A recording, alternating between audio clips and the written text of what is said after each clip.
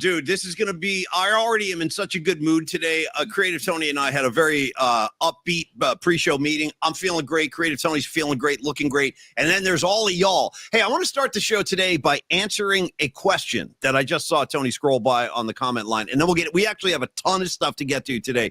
And we're going to try to check every single freaking box and take care of our people, take care of the show. But I got to say, Tony, I'm watching all the comments. Everyone's hanging out. It's like a pregame, like social hour the audience has, like on the comments line, even before the show starts, which I think is so cool. It's like, you know what it is, Tony? It's like the shakedown before a Grateful Dead show. Even though the show's going to start at 7:30, bro, I'm in the lot at 3 o'clock. You know what I mean? I'm shaking and baking. I'm buying stuff. I'm rolling them up. That's kind of like our audience. They show up early. They party. We get into the show, and then we send everybody home, hopefully feeling good. But there was a question from, now I got a couple of takes on this. First of all, one of our great supporters, Marcel Pantaleon. Let's just stop right there and celebrate the name. Pantaleon. Every time I hear the name Pantaleon, I think about my Spanish class in high school when I was in Jersey. Tony, we had this teacher, Mrs. Alterman. Yeah. We were so out of control. It was like the Hot for Teacher video, basically, where the kids are just going crazy. They're standing on desks, throwing papers. And we drove this teacher so crazy that she retired. Ooh. When she got through with our class, she's like, I'm out. I'm done with this whole thing. And I retained so little of my Spanish lessons, but I do remember this. And every time I see Marcel Pantaleon, I always think of this. I always think about, Tony, I still remember pantalones vaqueros. Okay. Pantalones vaqueros. That means blue jeans, I believe, right? You guys help me out, Espanol. Pantalones vaqueros. I know like random words, you know what I mean? Película, La Playa. Stuff like that, you know, nothing that can really serve me. Tony, I can ask you if you like to play soccer. Nice. ¿Te gusta jugar al fútbol? There you go. There you go. What about ¿Dónde está la biblioteca? You lost me. What are you talking? What are you asking? Where's the library? Perfect. Great. This is how we're going to survive on our Spain trip. ¿Te gusta jugar al baloncesto? Baloncesto? Anyway, I wanted to say Marcel Pantaleon, he asked a question. He goes, hey, what's good? You know what's good, Marcel? You're good, brother. That's a long-winded way of me saying hello to you and everybody else. And thanks for showing up all the time. You guys are freaking great. Tony, how you feeling today on a high noon Friday? Tons to get into. Right out of the gates, let's just start the show right out of the gates by wishing our guy, Ray Goodman, a great, big, happy birthday from everybody here at the PNP Familia. Happy birthday, Ray Goodman. Ray Goodman and the Soulmates tonight in Martinez, William Welch Winery, in Martinez, 837 Main Street in Martinez, 6:30 to 10 is the music. No cover charge, just a 2-drink minimum. Bring your own food if you want to bring your own food into the joint and just enjoy Ray Goodman and the Soulmates on his birthday gig. Get after it, Ray. And I asked Ray and Noemi, please get some footage of the show so we can play it on Monday's show. So, Noemi, footage. And Tony and I were going to try to get over there, but we each have our own kind of obligations in our own houses and stuff tonight. So, Ray, I can't get there, but have a great gig. And he sent a list of songs. He was like, hey, if you guys want to sit in, here are some of the songs. You know which one I was going to pick, Ray? I was going to pick A Crazy Little Thing Called Love by Queen, which I can actually play on the guitar. And I love the vocal on that. Freddie Mercury does kind of an Elvis thing. Oh, this thing called love, I just can't handle it. Like, I dig that song. So, Ray, that was going to be the one. But we'll do that next time. And, yes, happy birthday, Ray. Thank you for all the support, man. Hope you and Noemi have a beautiful weekend and a great gig tonight. Tony, go ahead. Yes, and before we get to Giants, before we get to Niners, Seahawks, before we get to Chiefs, Chargers, like before we start spitting on each other, you mean? Before I spit on you, you spit on me. It's gonna be a big spit party today, Tony. The lowest of the low maneuvers of all time on an athletic field or anywhere else. You don't spit on another human being. But anyway, Tony, go ahead. Exactly. Before we get to Spitgate, Paulie, and some Valkyrie's Ball too. We're gonna get some Valkyrie's Ball.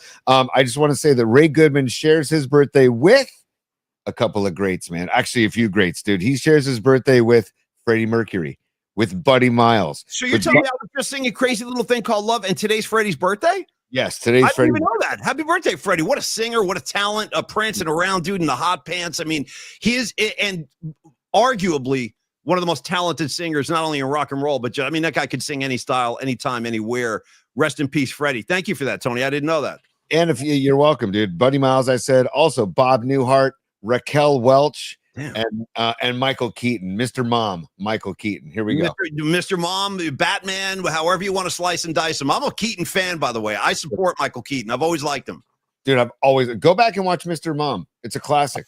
It's a freaking classic. I can't emphasize that enough. Mr. Or Mom. you might want to go check out the movie with Will Ferrell and Mark Wahlberg called The Other Guys. Oh, Mike yeah. Keaton plays like a lieutenant, and he goes, "Yeah, listen, I'm just paying right now. I got a lot of bills. I'm paying a lot of college tuition, so my son can be a DJ in college and experiment with bisexuality." I was like, "I love this guy.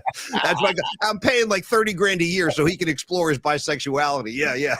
Don't sleep on Keaton as Batman either. Really? Dude, you know what? Let me just say something on that point. You know what I always thought was really cool, Tony? Our friend Shannon Kaler. Hey, man. He is like Mr. Batman. He loves Batman. He's got Batman pillowcases, Batman T-shirts. Remember, he's like a big Batman fan. Mm-hmm. And I asked him once on our old podcast to go, "Hey, Kaler, how do you feel about, you got Christian Bale over here. They got this new kid. I forget his name. Forgive me. But the most recent one, I don't even know this guy's name. George Clooney. There's so many people that play Batman." I go, "Kaler, who's your favorite Batman?" He goes, "Michael Keaton." Yeah. I'm shocked. I was like, "Wow, dude, you're going back in," because I feel the same way. I thought Michael Keaton was a great Batman.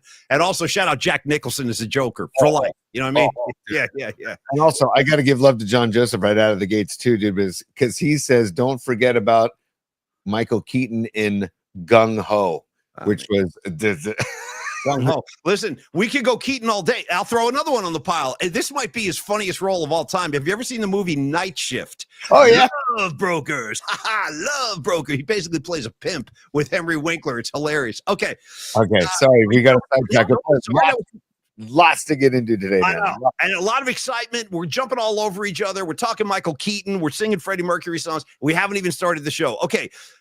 Tony, we're going to get through a lot of things today. We have the return of the hot and sour picks. I got 2 games to profile. Tony's going to profile a couple of games. We will talk about the Dallas game last night. I thought it was a great football game by and large. Great way to kick off this season. Back and forth, very competitive.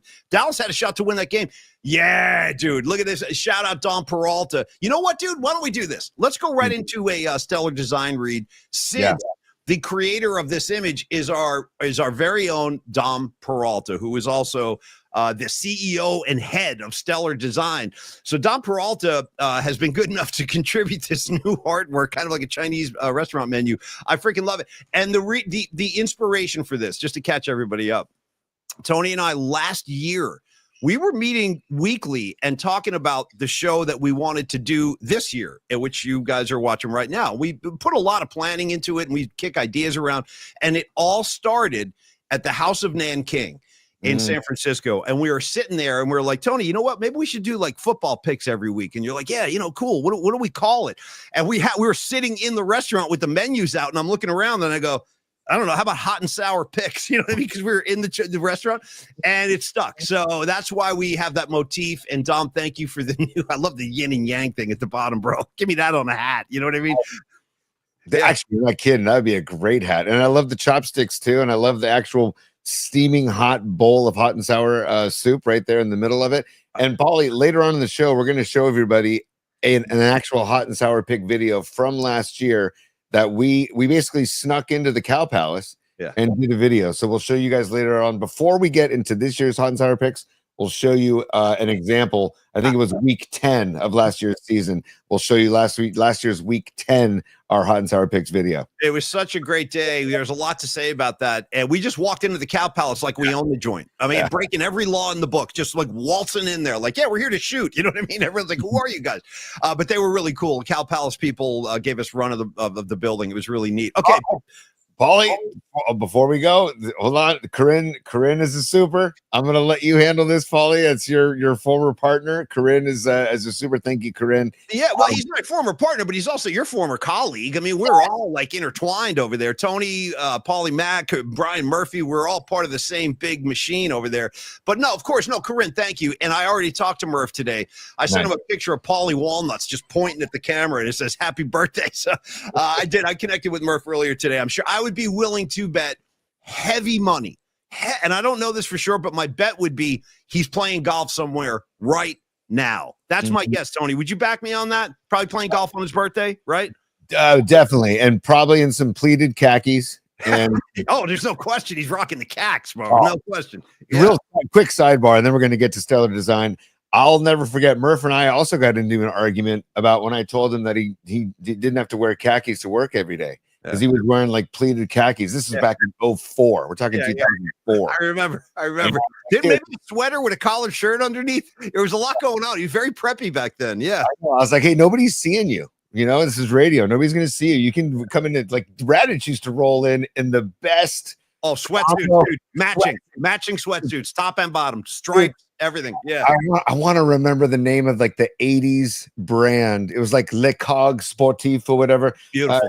You know, and they were like neon matching sweatsuits. I'm like, dude, let Gary be your inspiration about how comfortable you can be behind the mic. And then Murph's like, what, you got a problem with the problem with the khakis? You got a problem with the khakis? Like, no, I got no problem with the khakis. I'm just saying, if you want to be more comfortable, you have options.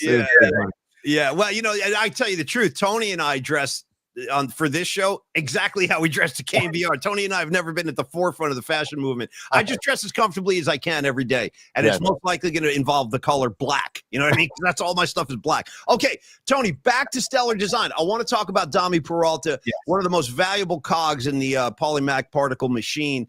We thank him for all his contributions, including the new artwork for the Hot and Sour. But let's talk about Stellar Design, Tony, the San Francisco Bay Area-based industrial design studio, shaping the future of product innovation. And I want to talk about Baller TV Cam a little bit because Tony is neck deep in use. We know this. Like you hear it on the Night Flight song. You coach your little league. Like it's part of his identity. He's a little league machine with his kid. And here we go. Yeah, and there's the Baller Cam. So this is the first youth sports weekend that we're going to help stream nearly 1,000 games to family, friends, and loved ones since the initial launch about a month ago. We're calling it a family affair. The San Francisco 49ers are investors in Baller Cam. How about a round of applause for the Niners having great taste and doing business with Don Peralta and Stellar Design. More information on this, or if you want to grab one, listen, this allows your family.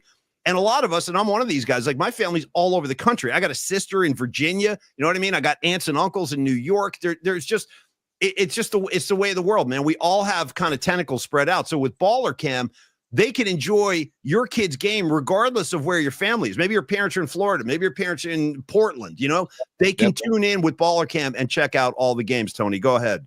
Yeah, and it's no surprise that Dom and Stellar Design and the Niners have teamed up because the Niners are on the forefront of technological innovation, and so is Stellar Design, and so is Don Peralta. So it started in 2014, right? But Stellar Design, they guide ideas from concept to production through prototyping, testing, and launch. From breakthrough consumer electronics to life-saving medical devices.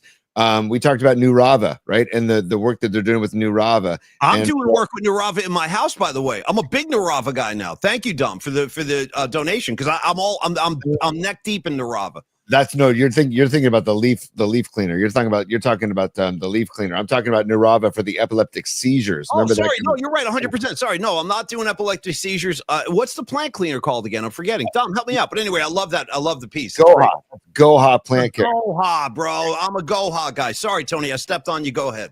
All good, man. We got Nurava, we got Goha, and we got Baller Cam. But they are at the forefront of technological advancement, and they are just trying to merge cutting edge technology with stunning aesthetics. So your product looks amazing and works flawlessly, P. Thank you so much, Tony. They create award-winning design with a meaningful connection between people, product, and brand. So whether you are an individual with an idea, maybe you're a startup like the PMP show, maybe you're a big dog on the block, a Fortune 500 company, Stellar Design can work with all of y'all. And they offer partnership to achieve out-of-this-world design. Visit stellar.design and make design impact. Please do reach out to our good friend Don Peralta at Dominic@stellar.design. Dominic@stellar.design, or just reach out and call the kid 650-796-3144. 650-796-3144. Call him or text him anytime. Thank you so much, Dom, and thank you, Stellar Design. I want to say hello to everybody watching on the Cron 4 Plus app. How are we doing in Cronland today? The Chronic, we're calling it. It's the Chronic community. We're so happy to be a part of it. Shout out to Chris Flynn over at Cron. He's been really good to us, and we are, again, very, very happy with this partnership. Also, all of our friends on YouTube, on Instagram, on X, on TikTok. Am I forgetting anything? Tony, Spotify and Apple Music. I think that checks all the boxes. Okay. So let's talk before we go into Hot and Sour and the music assignment. It's a packed show today. let's talk a little bit about the game last night. Opening night in the NFL. Fireworks are flying all over the place. Guys are spitting on each other. Listen, apparently Dak Prescott spit first. He spit on the ground, right? And then here he comes. Here comes Jalen. He decides he's going to spit right on Dak's chest. It was just an ugly start to a game. Jalen Carter knows better. Dak Prescott knows better. I don't know what was said. Who knows? I mean, stuff's heated down there. But it did have an impact on the game because Jalen Carter couldn't, get his fingerprints on that thing. And I still stand by this. I thought the Dallas Cowboys looked pretty good, all things considered. But in order to beat the defending Super Bowl champions on opening night on their own field, CeeDee Lamb, you got to make those plays, kid. You got to. That's to me, it's as simple as that. He's got to make those plays. Not one, not two, three. Big drop. Now, the third one, he was kind of fully extended, Tony. That was a tough catch. I'll give him that. But the other two, inexcusable. Right in the hands, right in the numbers. You got to come down with that ball. One would argue that he's getting paid handsomely to make those catches. You know what I'm saying, Paulie? 100%. 100%. He's the lead guy, dude. He's the freaking lead guy. You got to make, that's what I'm saying. You got to make those plays, man. Right. But cue up the Beastie Boys. Drop.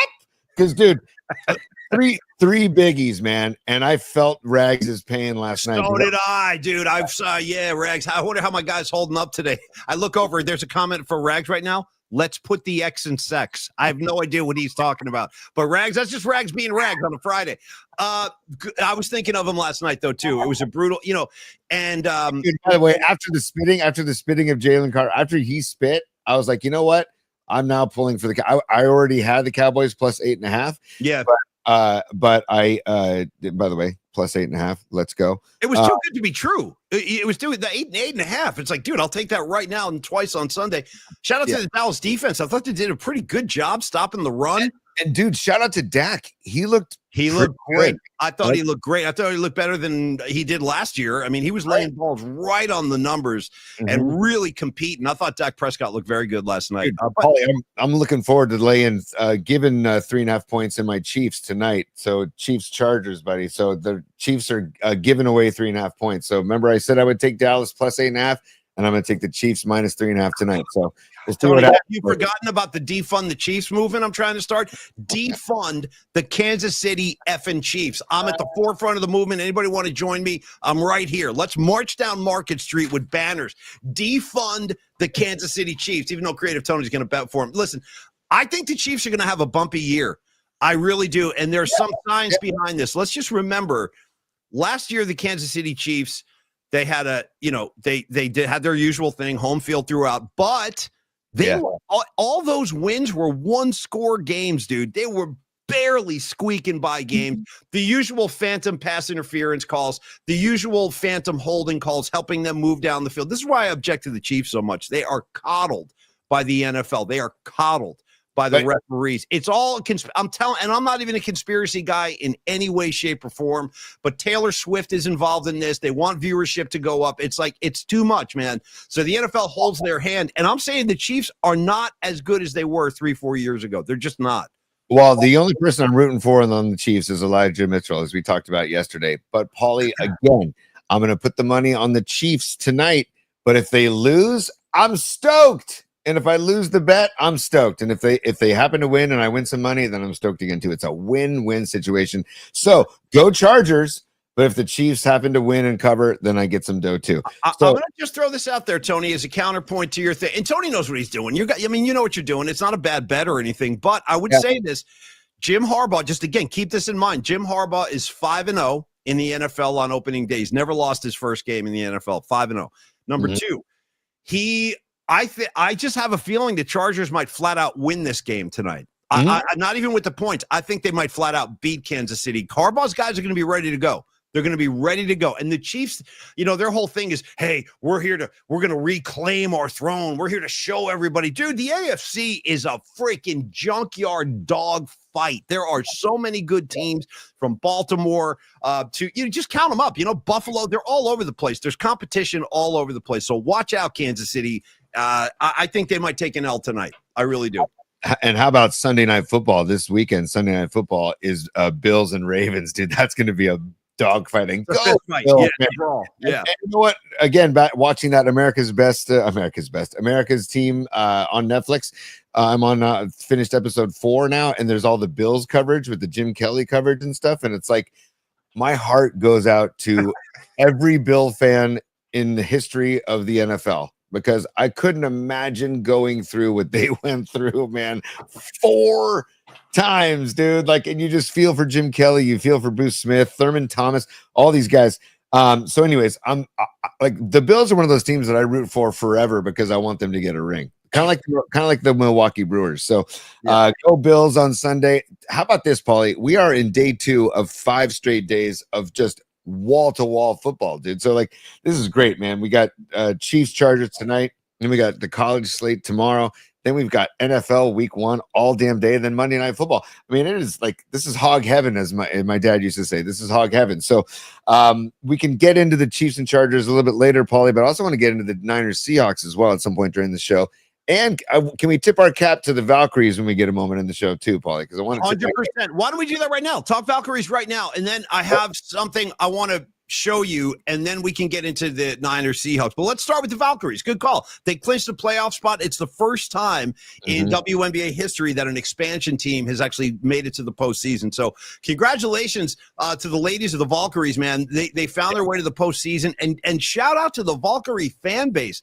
Jumping Joe Lacob, dude, he knows. We're going to pack the place, sell out games, hand over fist, and he was right. Dude, they're coming fast and furious, and the Valkyries are I'm very happy for them, too.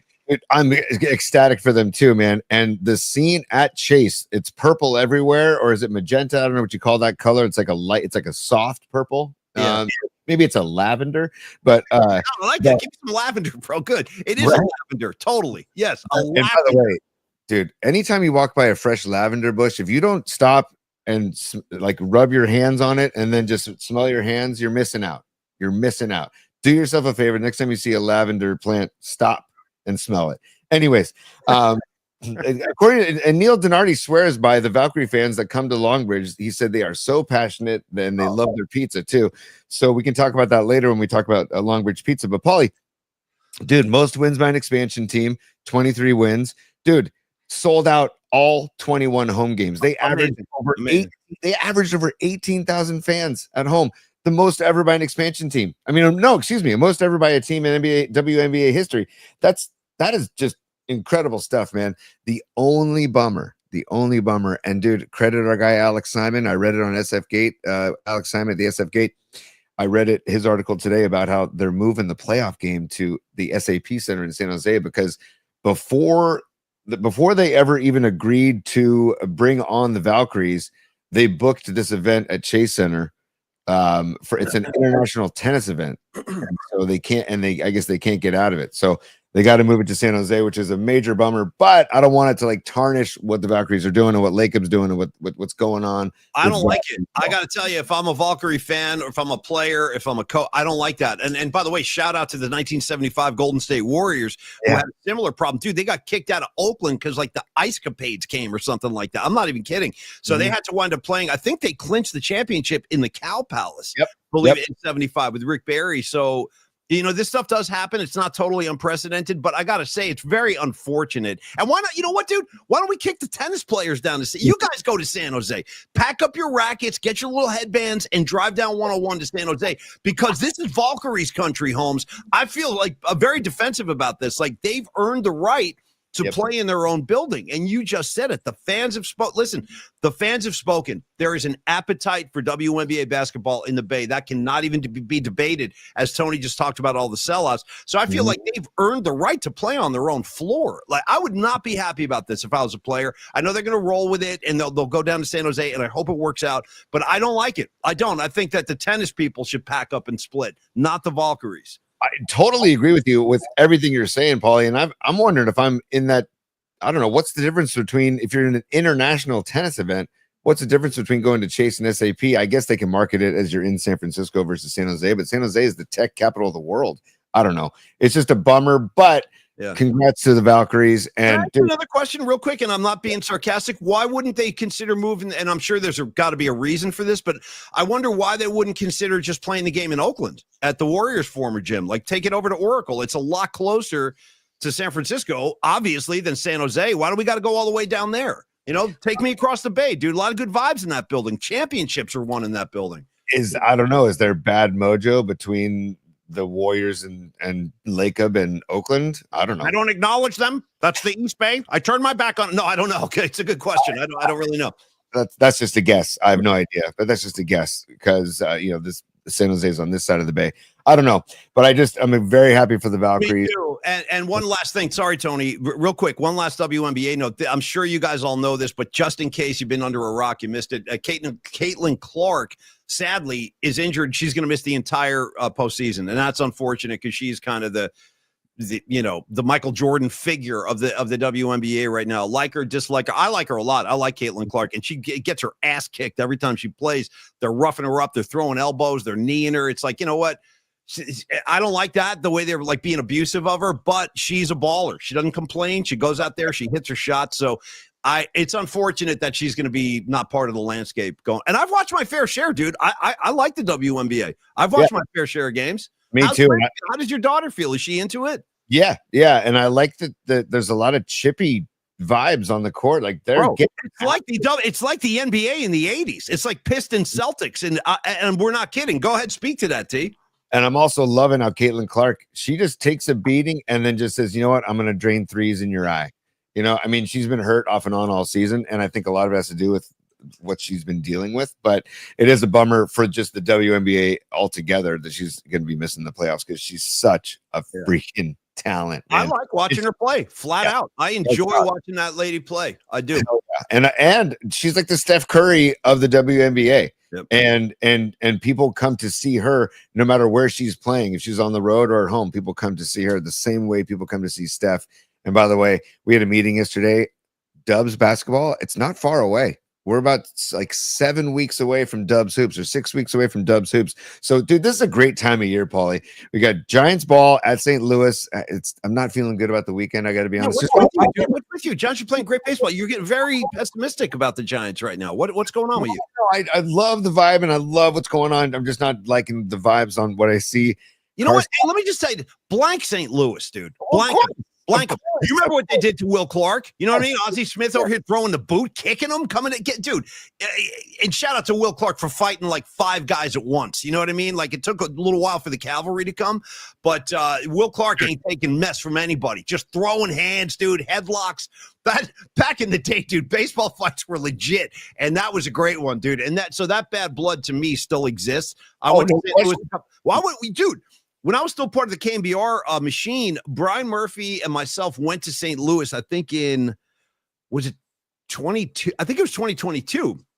And, we caught a series with a bunch of KNBR contest winners. It was great. But I got to say, Brian Murphy had security called on him in the stadium. I swear to God, dude, I went to the bathroom. I came back. There was like 5 security guards standing around Murph. Everybody in our section was standing up. Like, what's going on? Apparently, Murph got into it with some Cardinal fans. And next thing you know, the security came over. So anyway, I got bad fit. Blank St. Louis is my point, dude. Blank them.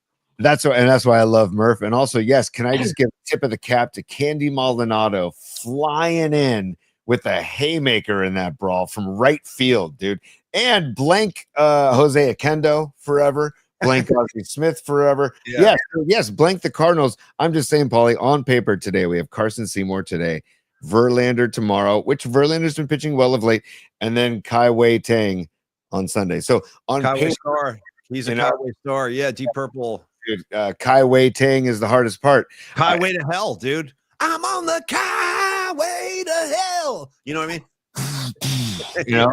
But anyways, my point is that on paper, although offensively they're banging ball right now, so just Devers stay hot, Adames stay hot, Chapman stay hot. Yeah, all those fools. By the way, when is Chapman going to serve that suspension?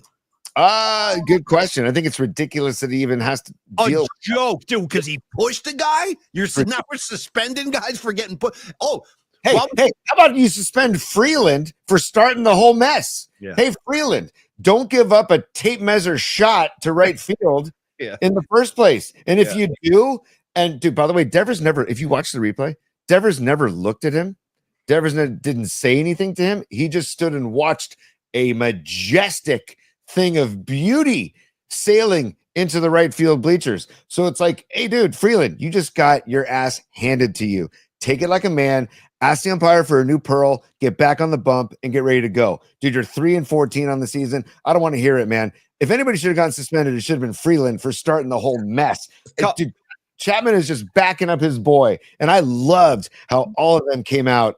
Like, they wasted no time in coming out and backing up Devers, man. Adames got right in the mix. Oh, Adames was like the first guy in the mix. Well, right after the Chapman push, totally. And I love that too. And Gravy is saying that Mark Graves, one of our buddies out there on the comment line, says he thinks the suspension will be served tonight. And I you know what? I support that, Gravy. I say get it over with. Like that way you get him for the next 2 games of the series. And, you got to serve it at some point. So shout out to, I'll say the one thing about the St. Louis Cardinals I don't hate, because when we were kids, remember they used to roll in like during the Bruce Sutter years and stuff, they'd roll in, dude, with the powder blue road jerseys. Remember that? They actually had like a powder blue road jersey, and it's not even part of their color scheme. They're red and white. I used to trip on that. But I did like those unis. I got to be honest. When I was a kid, I liked the powder blue. I was going to say, I like the powder blue, the Royals powder blue, the Blue Jays powder blue, remember the Expos powder blues? Those were the Expos powder blues was incredible. You're raising a great point. It was like a staple when we were growing up. A lot of powder blue roadies. The Phillies, of course, coming in with their powder blues. Yep. The Brewers had powder blue. I'm a fan of the powder blue, basically, to your point, Paulie. But the Braves too. Sorry, Tony. One more thing to throw I think the Braves used to rock the powder blue, like Bob Horner. He'd roll it. The script to the Atlanta across dude. And shout out to the 1970s, and the Giants did it too. The elastic waistband on the baseball pants, dude. The elastic waistband with the 2 snaps. Yeah. Yeah, dude. When I played Little League ball, I had the 2 snaps. That was a staple. We all had the elastic when I played Little League, man. Hey, but Paulie, as we get older, the elastic waistband. I mean, that could be a good band name, by the way. The elastic waistbands, or just elastic. How about just, ladies and gentlemen, welcome to the stage, elastic? Because, dude, Velcro. You just said something that's not bad. I could totally see some jam band come jumping in the mix. Ladies and gentlemen, welcome to the stage at Bonnaroo, Elastic. Like, I could totally see that. Like a bunch of hippies, couple Wookiees spinning around. Fish has a song called Time Turns Elastic. Not one of my favorites, but it's out there. But shout out, it's out there. If you need it, it's out there. Yeah. But dude, shout out to Velcro and Elastic as we get older. Tony. No, I'm a big Velcro guy. Shout out to Dave Letterman show. They used to put the guy in the Velcro suit, just jumping on the Velcro wall and just sticking there. You remember that? Just like with his face like plastered. Yeah, the Velcro suit. Yeah, just jumping. Yeah, jumping on the wall. You know what I'm talking about. You remember that? Yeah, dude. Dave Letterman was a huge kind of influence on me, like growing up. I watched Dave almost every single. I thought he was a genius. I really did. The way he would interview, he was so quick, so sharp, so funny, and kind of subversive. Like I knew I was a big Letterman fan. I miss the Dave Letterman show even today. I really nighttime TV, the talk shows, they've never been the same since Dave and Johnny Carson. In my mind, Tony, I do have one exciting note I want to share with everybody. Before you do that, Paulie, I just want to give people a visual aid on what we're talking about. Oh, please, yes. If you've never seen it, you need to see it, because it's just something that's just. This is back in the Dave Letterman days, and here we go. I just want to make sure. Look at Super Dave. I think that's Super Dave. Yeah, great. Come on. I'll fast forward here. So he's getting his Velcro suit on. Are they taking him off the wall? No, here we go. Oh, dude. Dave on the wall. Dude. Look at the gloves, dude. Look at the gloves. Oh, it's just amazing. I mean, come on. Does he run up to the wall? Please tell me he runs up to the wall. Oh, it's a Velcro. The whole suit is Velcro, and then get there. Oh, the trampoline. Here it comes. Here it comes. Get there, Dave. Get there. Theoretically, I'll hit the wall and stay there, right? Yes, theoretically. Okay. Go high. Get there, As high Dave. as I can go. Okay, continue. Look at it.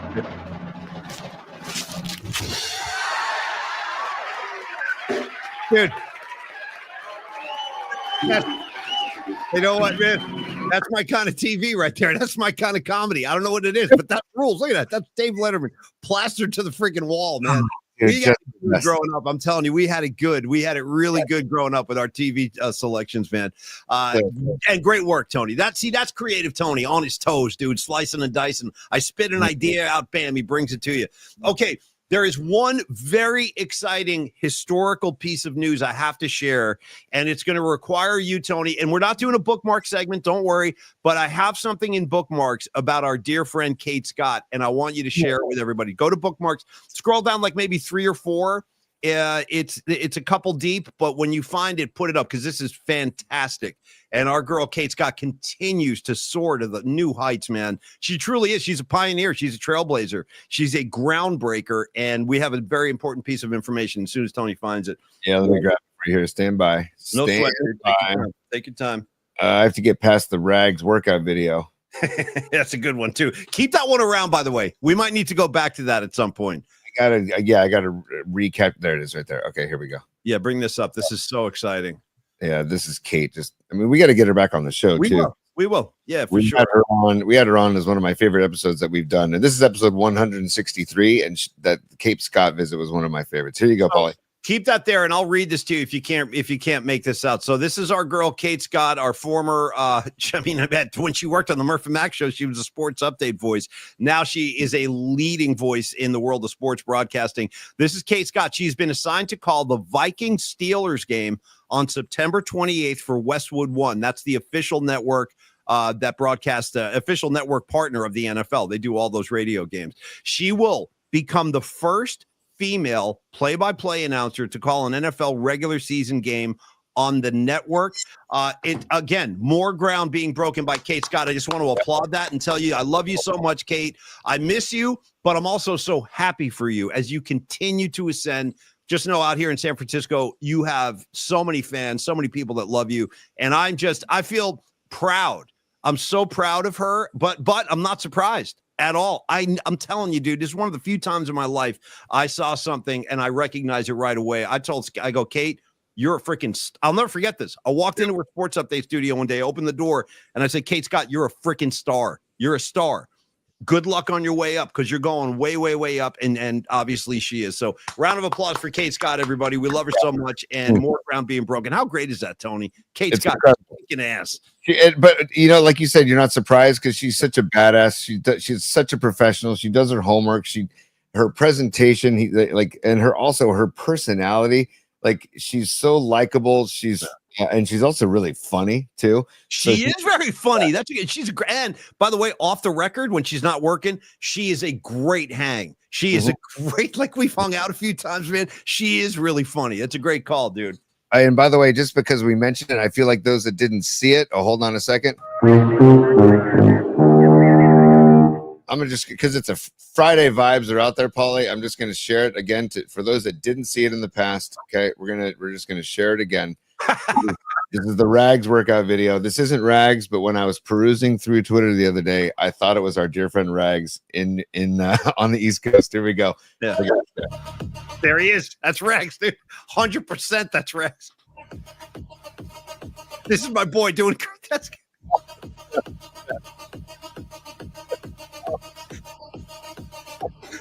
He's coming. He's coming back.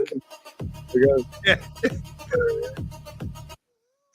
And by the way, shout out to the guy's physique. He's ripped. The guy's freaking ripped. Not an ounce of fat on this guy's body, but I mean, he could easily take a slap to the face. You can't be dancing around a gym like this when guys are working out. And my guy in the chair doing flies, that might be my favorite part. The guy's dancing right in front of him, and my guy's he's still going. He's working on it. One last time. Not all the way through, but just past the guy trying to get his workout in. Okay. And as you pointed out the other night, look at our guy in the pink shorts checking himself out in the mirror to start the video. Yeah. And he says, you know what? I'm just going to go through the whole room. Here we go.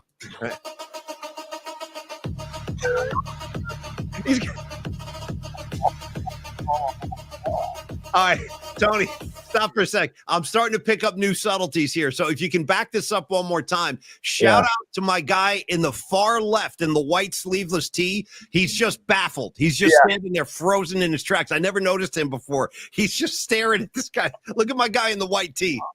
First of all, see the pose. Look at him. Look at himself in the mirror. Check it out. Check it out. Check it out. And then away he goes. And then keep an eye on my boy. Keep an eye on my boy in the white. He's just watching him. Look at him standing there like a kid from the Blair Witch Project, just frozen. Yeah. No, dude. Do you know where this is from? Like what city or state this is from? I would love to know.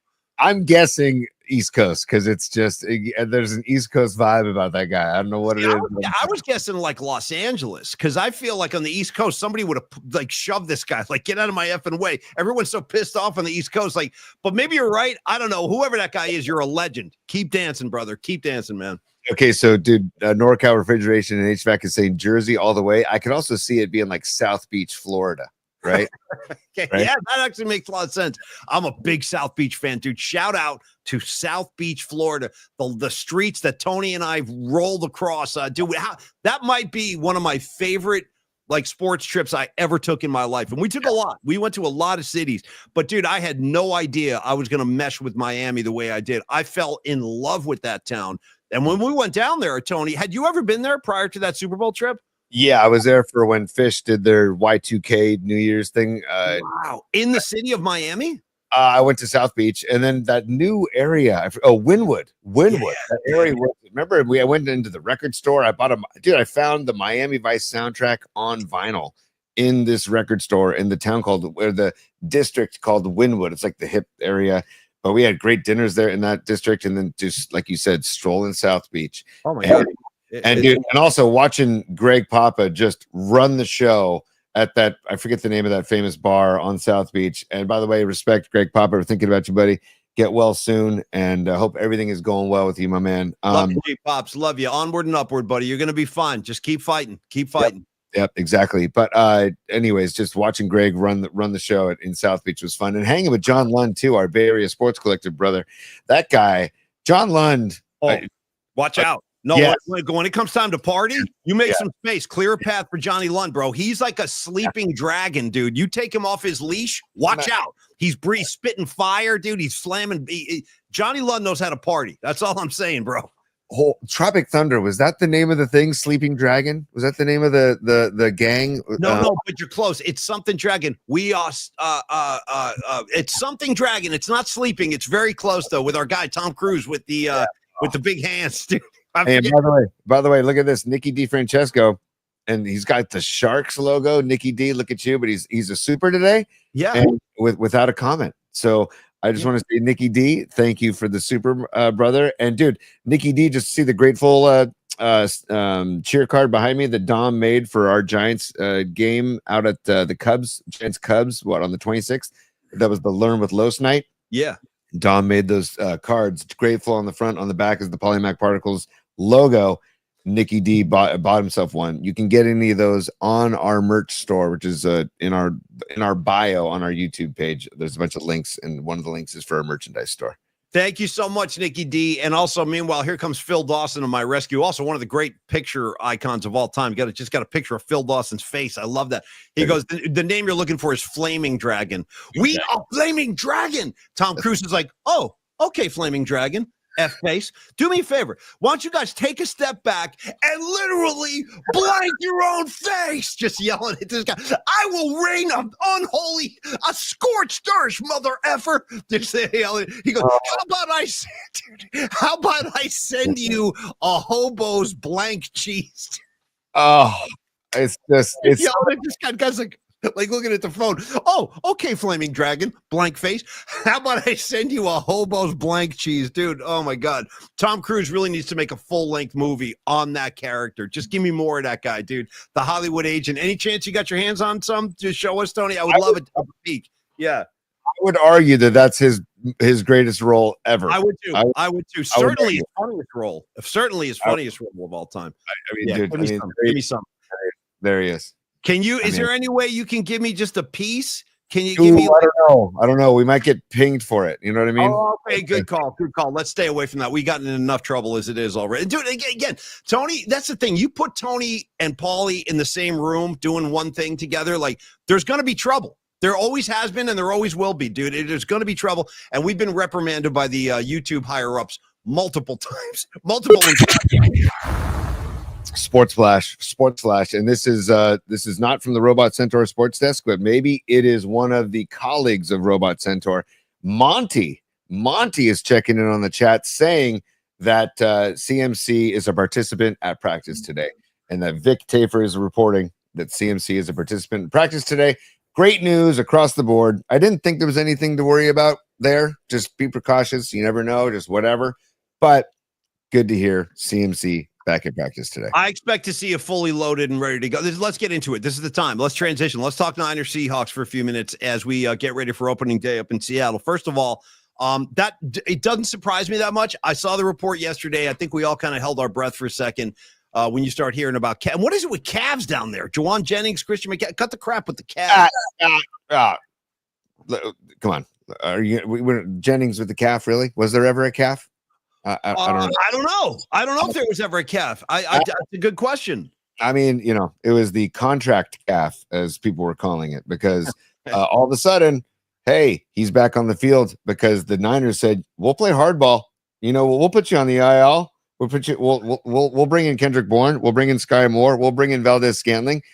If you don't want to play, we don't expect you to play. If you're going to keep this stance up, guess who's back on the field, and guess who looks great on the field, supposedly, according to a lot of people like Trent Jennings. Yeah, I've heard the same thing. Yeah, but go ahead and make some plays for me. Dazzle me. Show me you're worth this extra money that you want so very badly. And the Niners did step up. I got to say, listen, the Niners have handled their business, I think, reasonably well over these past, five seasons or so with Shanahan in terms of taking care of their big dogs with the contracts. They took care of Trent Williams. They took care of Nick Bosa, and they just took care of Brock Purdy in a very big way. So, and they took care of Juwan Jennings. They gave him an extra $3 million in incentives. So, Tony, the guy's making 7.5 as it is. This is the deal he signed last year. He's already unhappy with it. Guy's making 7.5 million. So they built in $3 million additional dollars. So he could clear 10 million this year if he lives up to the hype that he certainly seems to believe that he's worth.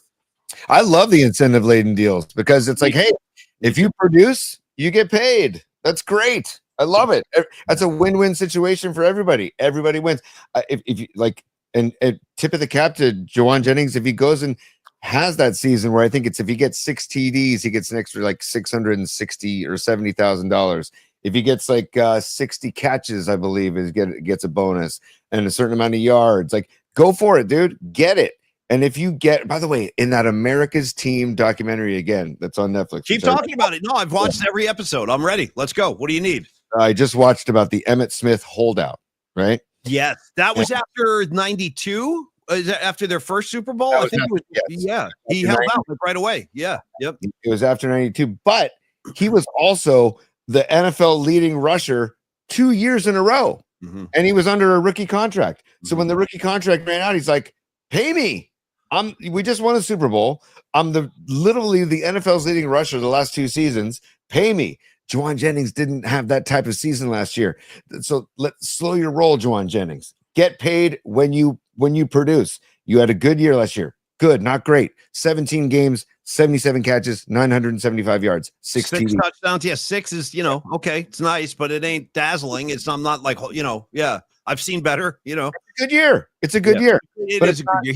He had a good year. That's exactly accurate. Yes. So if you do that or better this year, go get your bag, right? As the kids say. So I'd rather get a bag of something else, to tell you the truth. I'd rather go down and get a bag of Acapulco Gold. You know what I'm saying? Or whatever they're straining up. Just give me a bag of anything from Humboldt, and I'm happy. That's my kind of bag. You know what I mean? And I'm not harming anybody. You know what I mean, Tony? I'm doing it in the privacy of my home. I'm going to be rolling them up, watching some ball this weekend. And that's, if you're wondering what kind of bag I'm after, my bags come from Humboldt. But go ahead, T. I got to be honest. I'm scared, I'm deathly afraid of the new bags. Can you just give me a bag of like brown Mexi shake? Why? What are you talking? Because it's safe. It's like, it's just. You want lower quality? I don't understand what you're saying. Yeah, give me the shitty stuff. Give me the shit. I want the worst you got. You know what I mean? Just give me a handful of dirt in a bag. I'm happy. Why are you pining for Mexican shake? This makes no sense to me. We live in the Emerald Triangle's right up the street, kid. We're in the ground zero epicenter of the finest herb in these United States of America, and you're saying no thanks. I want to go back to the Mexican shake. I don't know. I don't think I get this. Herb is a plant. Herbs are good for everything. The herb that Bob Marley is talking about is not the herb that's made today. I mean, Paulie, I'm deathly afraid of it because it's so good and so. Do I steer you wrong with BC Bud? I give you the best stuff there is. I got BC Bud. It's fantastic. The BC Bud is in a class unto itself. There's unto itself, but it's not, I don't live up there near you where I can just, freely get it as much as you can. So next time I see you, pass it on. Anytime. I'm always happy to take care of my friends. I got to tell you, the strain I'm enjoying right now from BC is called Pineapple Candy. Okay. Pineapple Candy. And it actually has kind of a citrusy flavor to it. It's fantastic. So shout out Pineapple Candy. Tony, don't even worry about it. And it's like, you got to kind of we all have to go through that Mexican shake just to graduate to the good stuff. So on the East Coast, Tony, and Dave Chappelle kind of talked about this in Half Baked. On the East Coast, what we used to do is you would drive into New York City and you would go to Washington Square Park in the Village. There'd be all these Rasta guys hanging out. Yo, what you need, man? What you need? And all this. I'd be like, I don't know. You got any smoke over there? So they would send you home with a bag of literally dirt, crumbs, and twigs. And they'd be selling it for like 20 a pop. And like Dave Chappelle said in the movie, he goes, I used to buy my stuff down at Washington Square Park from the Rastas. He goes, I ain't falling for that shit anymore. It's like, and that's what happens. You graduate from that beginner state. That's like when you have training wheels on, and then you find out where the better strains are. I love this this talk we're having. All of a sudden, it's blossomed into an herbal delish debate. I'm loving this. I didn't expect this today. Also, the chat is on fire right now, talking about all different kinds of strands and what their likes and dislikes and their preferences. But Paulie, I do want to get from you before we do our hot and sour picks. And before we do the musical assignment, before we give love to Longbridge Pizza, is there one player? And we didn't do a top 3 this week. We got to do a top 3 next week. Is there one migrate? Sometimes and people get pissed. People want their T3. I'm kind of one of those, dude. You have your own stickers, dude. There are Tony's top 3 stickers plastered all over the Bay Area. But I think you're right, though. I don't think we have time today because we still actually have a lot to get to, like today. Yeah, it's been too long, dude. Yeah, there's the hand signal. Dude, that's the rags. That's the creative genius of rags, the hand signal. I still can't do that, by the way. I don't know how he invented that. I can't do it. I don't know how to do that. Just for bleeps and giggles. Tony's top 3. Just one time, Paulie. But my thing was there one player that you're going to have your eyeball on this weekend for the Seahawks or the Niners, or one on each team where you're kind of like is going to be the X factor or might be the surprise? Like, any one player that's like, oh, you know what? I'm really excited for that person. I think they're going to have a great game on Sunday. Well, I would say this top of my head, I would say Fred Warner. And I'll tell you why. Because, first of all, he's a leader of the defense, obviously. I put him in more of a leadership role than Nick Bosa. That's just me personally. Nick Bosa is such a specialist out there on the edge. And by the way, I'm watching you, Nick Bosa. Get to the freaking quarterback, dude. Do your job and smack that guy around a little bit. But no, to me, it's Fred Warner, Tony, because he's coming off that ankle injury. Don't forget, the guy played essentially on a broken ankle last year, and he never made a freaking peep about it. Nothing. Hey, Fred, how's the ankle? No, it's good. I feel good. Man, guy's running around on I've had a broken ankle. It's no picnic. So I want to see how he moves, Tony, and I'd expect that he's going to be moving around pretty well, sideline to sideline. He's got that great speed, great hitter, tenacious tackler. But I want to watch the pace of Fred Warner and see how he's moving around. I am interested in that. On the offensive side of the ball, clearly there's going to be intrigue now with Christian McCaffrey and the calf. How's he moving? Can he still cut and stop and start? I think I'm with you on this, dude. I think it's a lot of hype to do about nothing. I think Christian McCaffrey will look fine, but I do want to keep an eye on him, and I am hopeful that George Kittle has his hands on the football because good things happen when that guy's in the open field shaking. We are blessed to have George Kittle as a tight end. I mean, I would take him over Travis Kelce with no hesitation. I think Travis Kelce has all the attention, but I would take in a football sense, I'm going George Kittle. So those are kind of my key guys. How about you, T? Who are you watching? Also, first on Kittle, not to geek out on fantasy football too much, but I drafted Kittle in one of my leagues early. How many freaking leagues are you in, by the way? For real? Just 2. Okay. But the one that's like the one I've been doing for 25 years, shout out the Bears Lair with Max and Joe and Garrett and Bearded Bob and all those guys. Paulie, that I took Kittle earlier than I probably should have because that guy he's a game changer, right? But the person and I saw this on the chat by a bunch of our people in the chat, Pearsall. I want to see if the hype is real about his preseason and his training camp, because supposedly he's had an amazing training camp and all eyes are on him now. I'm With like, all- you know, when it comes to Pearsall, Tony, I'm like Missouri. You know what I mean? The show me state, show me. Show me. Right. I am. I'm being like a tough SOB on him. I'm hard on Pearsall because I think there's too much hype. I need to see it. I want to see it.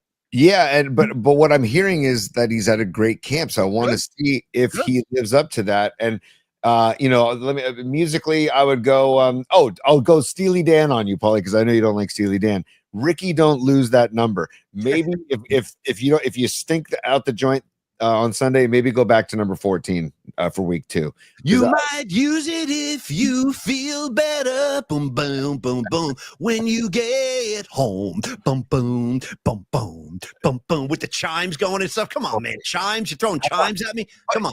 Come on. A little pretentious maybe. And don't forget, I raked the guy's freaking lawn. Okay. Nope. I mowed his lawn in Jersey multiple times with rags. We did the Fagan household, dude. We used to landscape their house. I go way back with the Fagans. I feel like I have the right to break his balls. We're both from the same town in New Jersey. Tony, go ahead. Couldn't disagree more with you, Paulie. I know. And I'm doing it for comedy. I actually kind of like Steely Dan. I do like Reeling in the Years a lot. Ricky, don't lose that number, or Ricky just lose that number.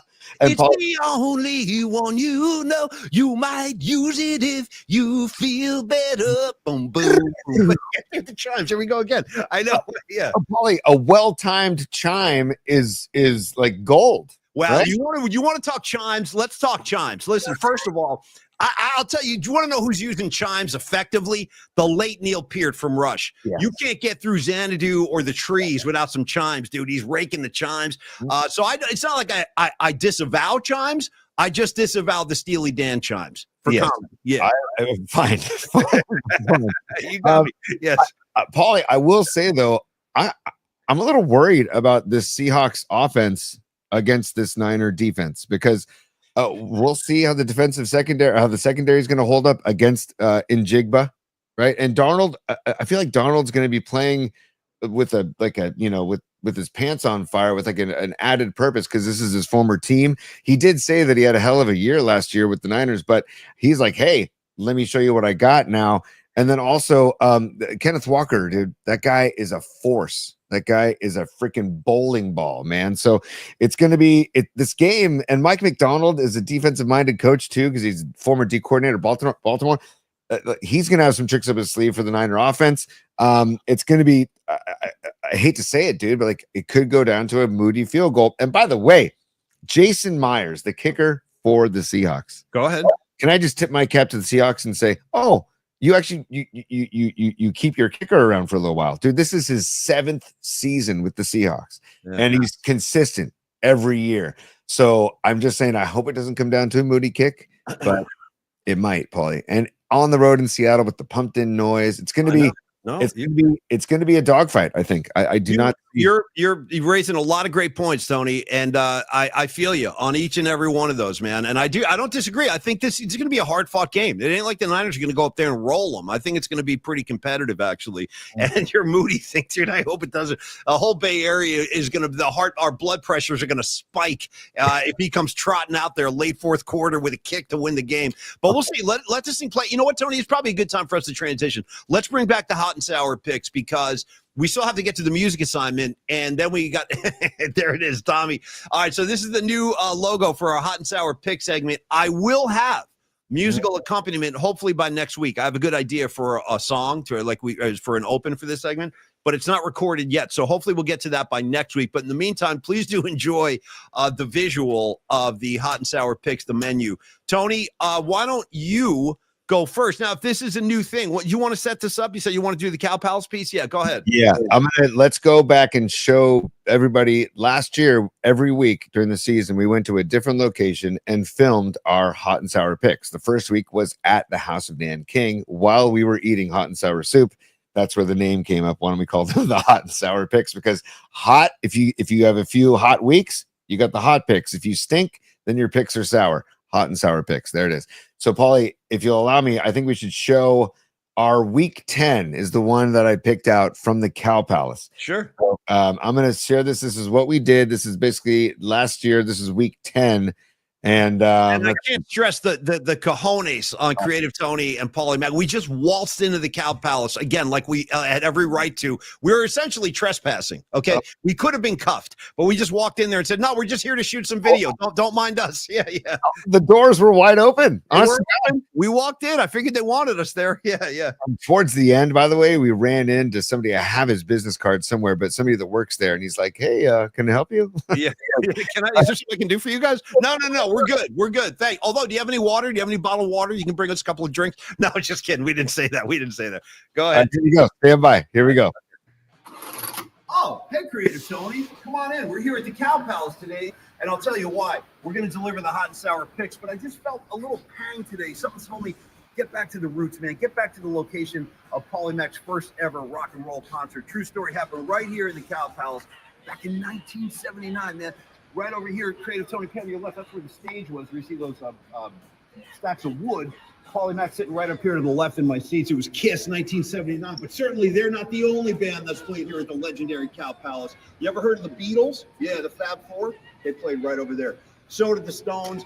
So did Sly Stone. So did Prince. So did U2. So did Nirvana. Aerosmith. I mean, the biggest bands in the world would play here when they came to San Francisco back in the day. By the way, just between me and you, this is not safe for work. Plug the kids' ears. Shout out to the Exotic Erotic Ball. Come on, man. If you know, you know. I went to one. I'm not kidding. And by the way, I dressed up as Paul Stanley from Kiss. Irony? Ironic? Maybe, maybe not. Coincidence? You decide. I'm here to deliver hot and sour picks. I got a job to do. Let's get right down to it. By the way, last week I won 2 games. So I'm 11-9 now on the year. It feels good to be over 500. And you know what?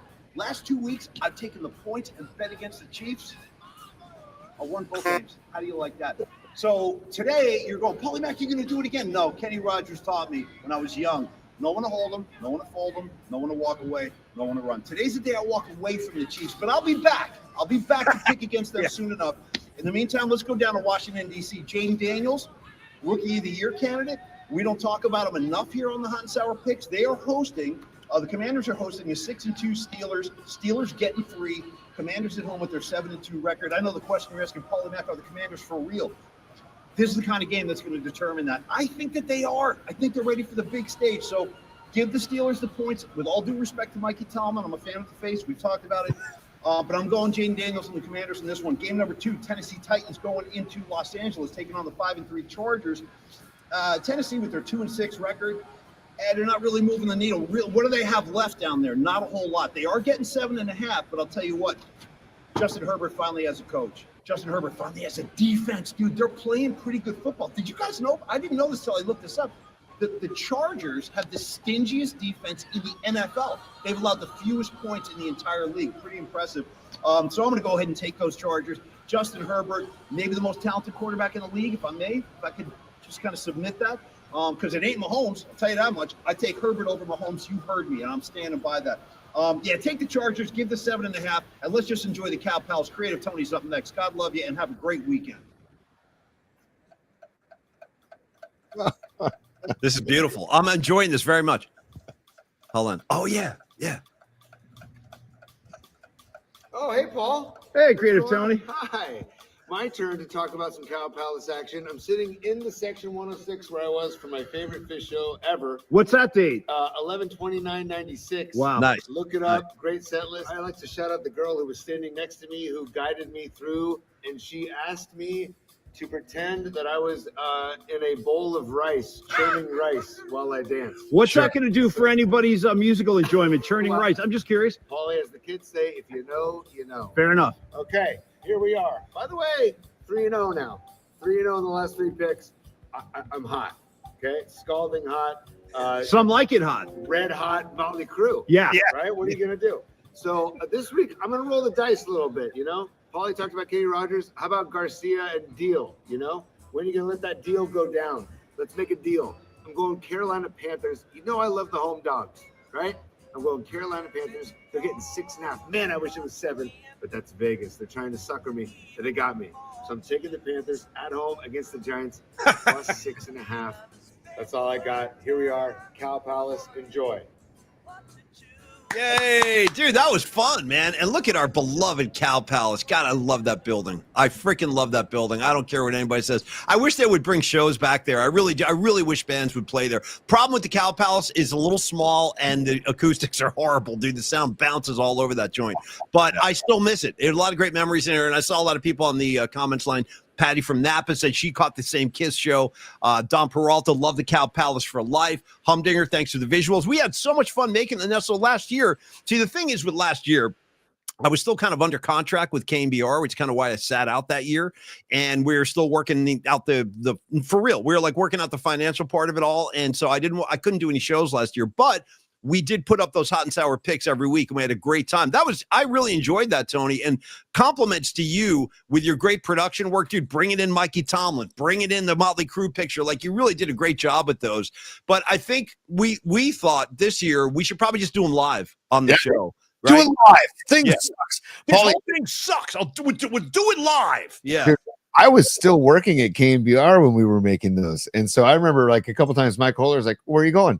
I was like, "Oh, just I got a meeting, got a lunch date." You got a lot of meetings. Yeah, a lot of meetings last year. Always on Thursday. Yeah. Anyways, shout out Mike Holler, one of the greatest. I love Mikey Holler. He's at PD at the Sports Leader now, and I'll tell you what, I love that kid forever. Mikey, if you're watching, onward and upward, brother. Love you. So, Paulie, let's go. Okay. On to this year's week one. Leave that up, by the way. Leave that up. Yeah. Okay. Yeah. This year's hot and sour picks, and just I'm going to move something real quick, just so people can see the yin and the yang on the graphic from Don Peralta. Thank you, Don Peralta, by the way. Just another great work from Peralta and Arts Co. Don Peralta at his finest. So, Paulie, do you want to go first, or do you want me to go first? I honestly don't care. You tell me. What's your preference? How about I'll go one, you go one. Oh no, yeah, I'll go one, you go one, I'll go one, you go one. How about that? All right, back and forth, do-si-do. Round and round we go. Go ahead, T. I'll kick off the festivities, brother. Let's do it. So, Paulie, like I said in that video, you know I love the home dogs, right? And I feel like there's a coming out party for the Atlanta Falcons this year. I really do. With Bijan Robinson, with Drake London, with Michael Penix. You like your Penix. Yeah, you're a big Penix guy. I'm totally sold on Penix, but this is your pick. Go ahead. Yeah, he hasn't done anything yet. I like the potential of Penix. Let's put it that way. And they are at home getting 1.5 points. Okay. And they're hosting Tampa Bay. Tampa Bay is tough, but I think Atlanta wins, doesn't just cover. I think they win the game at home to start the season. Home dogs, they're getting 1.5 points. I'm taking the Atlanta Falcons at home. Baker Mayfield on the road. We'll see what happens. And you got that Bucky Irving is a good running back too, but I think that Atlanta, it's gonna be a tight game. Anybody named Bucky, you know what I mean? Anybody who steps up and you goes, just call me Bucky. Like, right. I'm automatically a fan, bro. If you introduce me to anybody named Bucky, I'm gonna get along great with that guy. Tony, what's the spread again, real quick? 1.5. So it's gonna be a tight game, but I think Atlanta wins outright. So I think Atlanta wins the game, and I love home dogs, especially week one. So that's my first pick. Paulie, go ahead with your pick. Okay, so the tradition continues. Now, if you're a long time, Murph and Mac fan or listener, you remember, or maybe you don't remember, but every year we used to do our Friday football forecast. And my tradition on that, and I'm going to carry this on to the new show now, Paulie Mac's Particles, where for week one, I would always take Raiders. I would always profile Raiders and Niners games. It's kind of a tradition. And I know the Raiders are in Vegas, but I still feel like Oakland and the Bay Area is their spiritual home. I don't think that's ever going to change. I still actually know my fair share of Raider fans here in the Bay Area. Like, they haven't abandoned the team. So for Raider Nation, you're damn right, for Raider Nation, stand up and be proud. Stand up and be counted for what you are about to receive. I want to get into the Raiders at the New England Patriots, opening day in Foxborough. Raiders are getting 2.5 points. I think the Patriots are going to be an improved football team this year. They're still going to get their asses kicked by the Bills, most likely twice, and be looking up at them all year long. But I do think they're going to be more competitive, and I do think they're going to win their fair share of games. So Here's the thing. First of all, keep in mind, Pete Carroll has history in New England. He coached the Patriots when he left the Niners. If you remember this, he was a Niner defensive coordinator, and then the Patriots hired him as a head coach. I think he went 9-7, 8-8, didn't have a great year. I think he only lasted 1 year. And don't think the Patriot fan base has forgotten. They'll be all over him week 1 for Pete Carroll's return to the NFL. I do think Pete Carroll's guys are going to be inspired. They'll be flying around the field. They might make a play or two on defense especially, but I like Mike Vrabel. I do. I like his whole style. I like his smash mouth style. They're going to be very physical. They're going to be running the football. I don't know what that Raider defense is made of. Honestly, I don't know what to expect from them. But I do know that Drake May, I think he's going to have a pretty good season. He's a fundamentally sound quarterback. And again, under the tutelage of Mike Vrabel, I got to go ahead and take the home Pats, man. Sorry, Raider Nation. I'm just, with apologies to the ghost of Al Davis, I always knew you were a punk bastard. You couldn't take the Raiders on week 1. The hell with you. We turn our back. But I got to go Pats. That's what I'm feeling, Tony. And I go on particles and guts. Very few X's and O's, mostly feelings that I pull down from the air. And right now I'm feeling a very strong Patriot vibe. So, again, I think that the Patriots ground game might be a little too much for them in the long run. So take the Pats, give the 2.5. Dude, okay, so I like it. I thought you were going to take the Raiders, so you surprised me. So good for you taking the Pats. Okay, yeah. Paulie, my final pick, my second pick of the day. Earlier I said I like the home dogs, but there are certain limitations to that. Hey, there's a limit. Everyone's got a limit. Yeah, right. I have my limits, and when the Browns are a home dog, I'm not going to take them. I'm going to take the Cincinnati Bengals minus the Cincinnati Bengals are given 5.5. Cincinnati's offense is just too potent for the Browns. It's just too potent for the Browns. I feel like, and also nothing against Joe Flacco, but I feel like Joe Flacco his time is running. I can't believe he's still in the league, and I can't believe he beat out Dylan Gabriel, especially. Like Dylan Gabriel, I got to be honest with you, I'm not a big fan of that kid because he abandoned Oklahoma, and anyway. But I got to say, I think he's a good quarterback, and I'm very surprised Joe Flacco won that job over Dylan Gabriel. And I know Shedeur Sanders too, but Dylan Gabriel is like ready for the NFL, and they're going with Flacco. Kind of weird. I mean, the Browns, Myles Garrett, right? Malik Collins, a couple of studs on the D-line right there. Devin Bush, one of the linebackers. So they have some talent, but there's just a bad, dark cloud over the Cleveland Browns, especially as long as Deshaun Watson's involved, in my opinion. And also they have that Quinshon Judkins rookie who is basically now on 3rd on the depth chart I saw. And they have Jerome Ford going, who's not a bad back, but I still think that Joe Burrow, Jamar Chase, T. Higgins, they're going to be just fine, and they're going to cover, and they'll win by at least a touchdown in Cleveland. So I'm taking Cincinnati minus 5.5. That's my second pick, Paulie. Tony, I had a quick question for you. And you know me. Now, if you're new to the show or we haven't gone through a football season together yet, you're going to find this out. I love Joe Burrow. I freaking love the kid. He's such a gangster. In fact, when Joe Montana recently revealed his top 4 quarterbacks in the NFL, Joe Burrow was one of his favorite guys. And that does not surprise me because Joe knows he can ID talent when he sees it. But I do worry about that Bengal defense, Tony. I don't know if they are going to be able to stop anybody. And it really sucks because Joe Burrow is as talented as any QB out there in my mind. I would take him. If you had a choice of Burrow or Mahomes, honestly, who would you take, Tony? I would take Burrow. I really would. Me too. And he's like the one guy that can stare down Patrick Mahomes and kick his ass on his own field. But the team around him, dude, I worry. How about their defense, T? How much confidence do you have in the Cincinnati defense? I don't have much, but they're going to give up theirs. But I just don't have any faith in the Browns. It basically boils down to not having any faith in the Browns, really. I mean, yes, Cincinnati's going to give up theirs for sure, but they're also going to score a ton. So if anything, maybe we don't do this in the hot and sour picks, but maybe take the over in this game, which I should see what the over is in this game too, because like that. Over. No, absolutely work that in, dude. Absolutely. Yeah. Taking the over probably sounds like a good move. What is it? Do you know? I have it right here. It's 48.5. It's 48.5 is the over under. See, that's Vegas, man. Freaking Vegas, dude. That's like the perfect number. It's a high number, but I would probably take the over on that. Because like you said, since he's D and the Browns are kind of a mess too. So just like I said, bad vibes for the Browns too. So I'm going with the good vibe, Joe Flacco and the frosted tips, and T. Higgins and Jamar Chase. They both are together and they're happy. So we'll see what happens, but I'm going with the Bengals -5.5. I like the pick. I like the pick, T. I like it. And I got to say, I still feel like the Bengals should have a Super Bowl. I think that Burrow should be wearing a ring right now. Don't forget, when they played the Rams in that Super Bowl, do you remember that phantom holding call? Late in the game, like in the fourth quarter, there was a holding call on a linebacker from the Bengals. I forget the guy's name. And that allowed the Rams to, prolong that drive and ultimately score and win the ball game. And I didn't like the call at all. I thought it was a BS call. Anyway, from that to this, my final pick of the game, then we do music assignment. And we're out of here. As I promised, we got to talk Niners on week 1, and that's exactly what I'm about to do. All right, here we go. Listen, we all have questions, right? How's Christian McCaffrey's calf? How's Freddie Warner's ankle? Is Brock Purdy ready to ball? He's got that big contract. More importantly, how's his offensive line, dude? How's his offensive freaking line? Can they protect for him? He's going to need that. How's the defensive side of the ball? I do have questions in the 49ers secondary. I'm not crazy about what's back there, but they're going to have to tighten up and play great football, especially up in Seattle.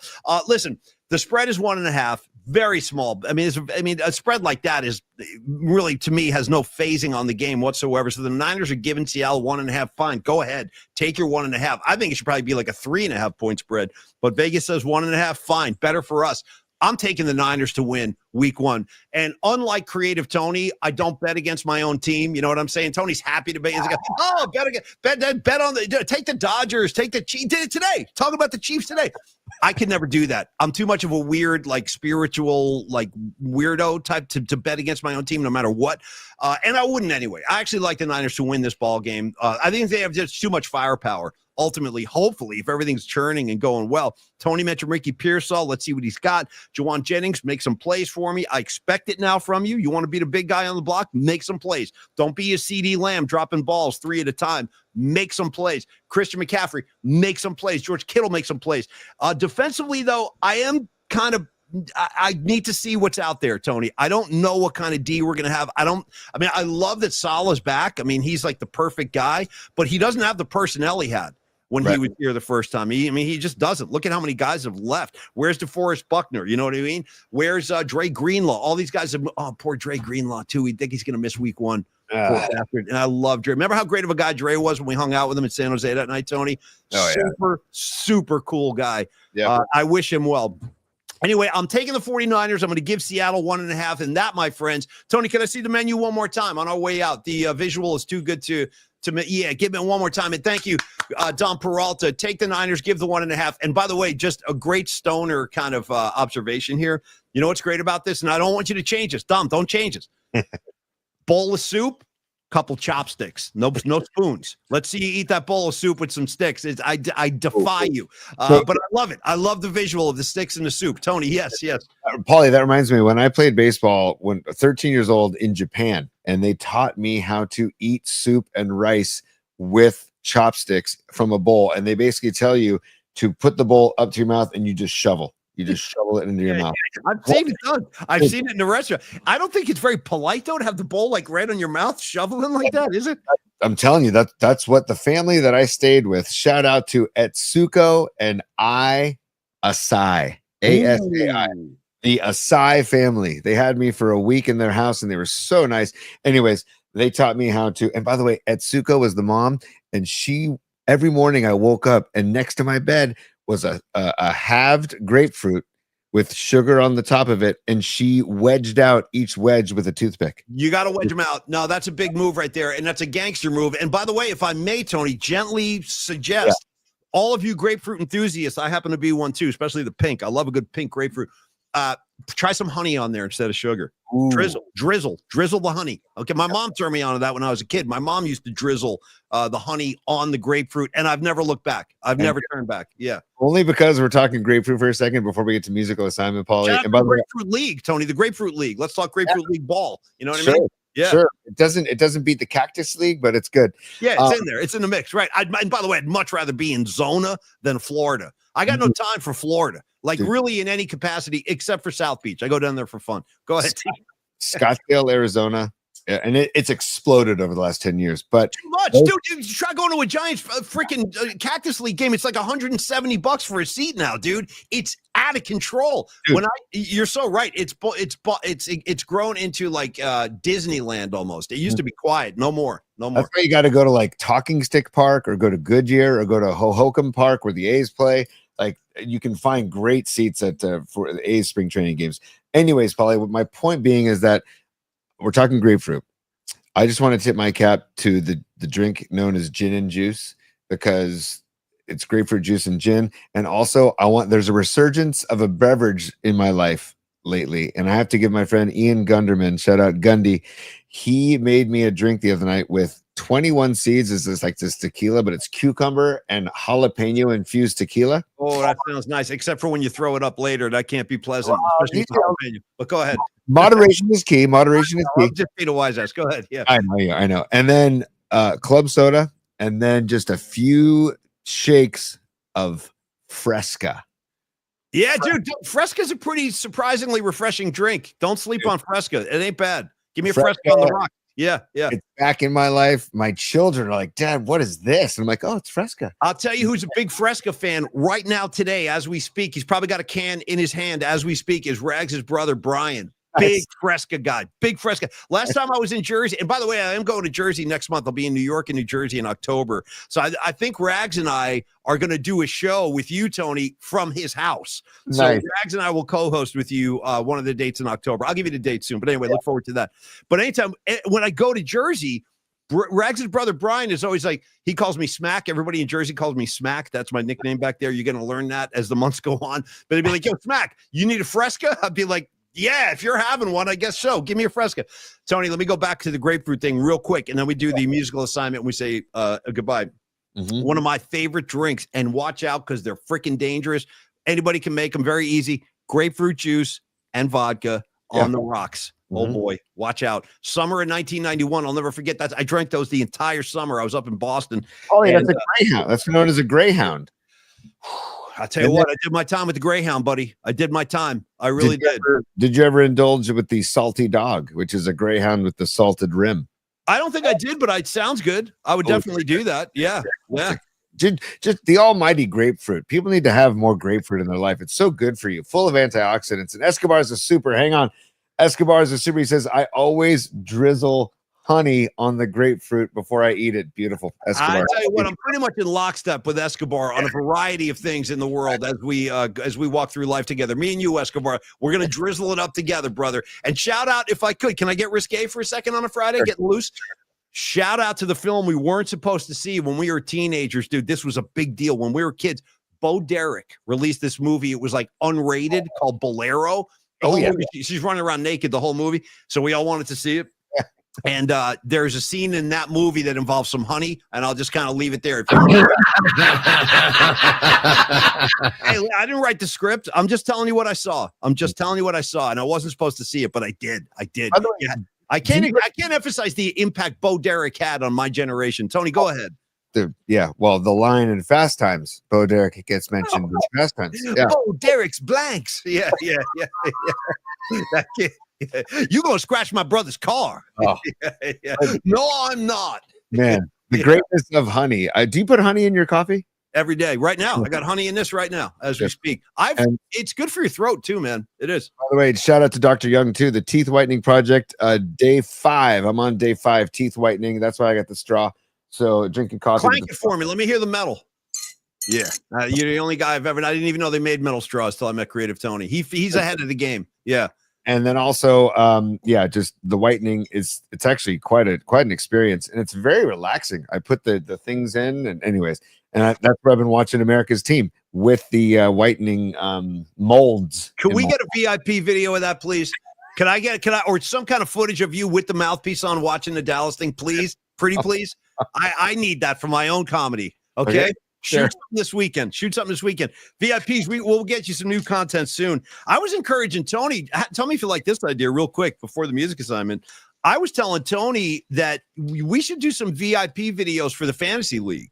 Since we got guys in the PMP thing playing fantasy and we're playing fantasy, maybe we'll do some VIP fantasy stuff. Anyway, just something to consider. Yeah, dude. And I'm playing Beat LA, and she has a good squad. She's favored to beat me this week. But I'm playing Beat LA.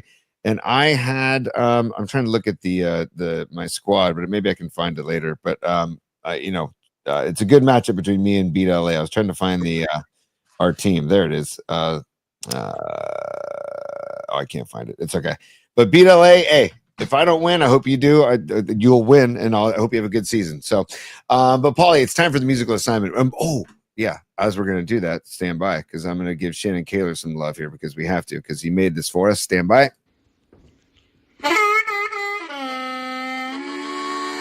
Peep this, particle heads. PMP's weekly musical assignment begins now, right now.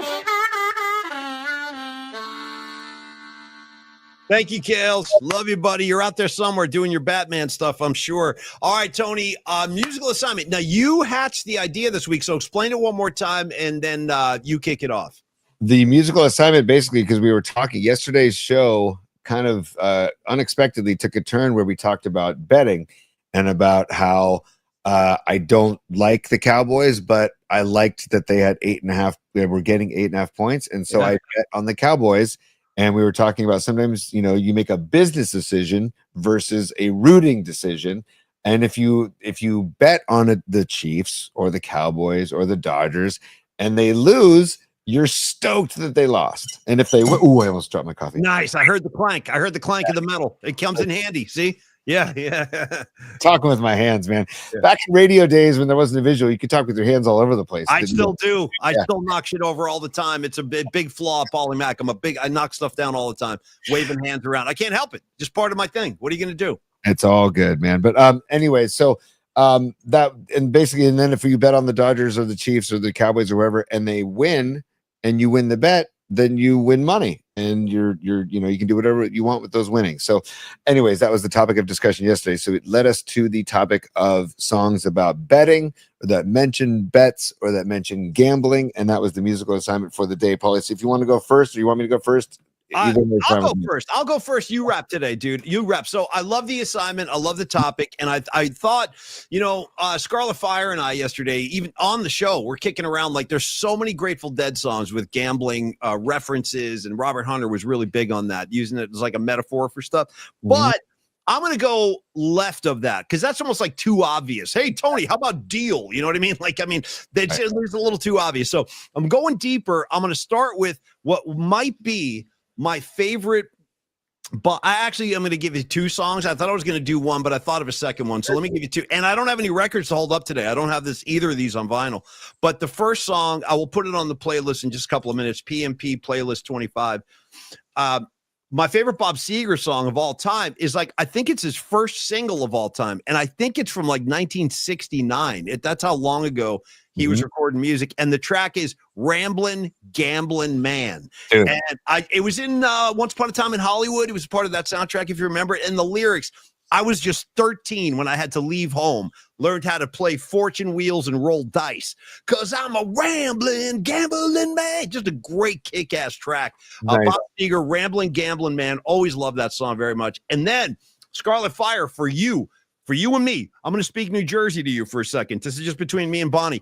Bruce Springsteen, for the album, a very famous album he recorded and released, The River, was like his first big blockbuster record, came out in 1980. And like Bruce always does, when he records a record, Tony, you get 10 songs or whatever, but he's probably written 30 or 40. Honestly, right. He does that all the time. He's got this overload of songs.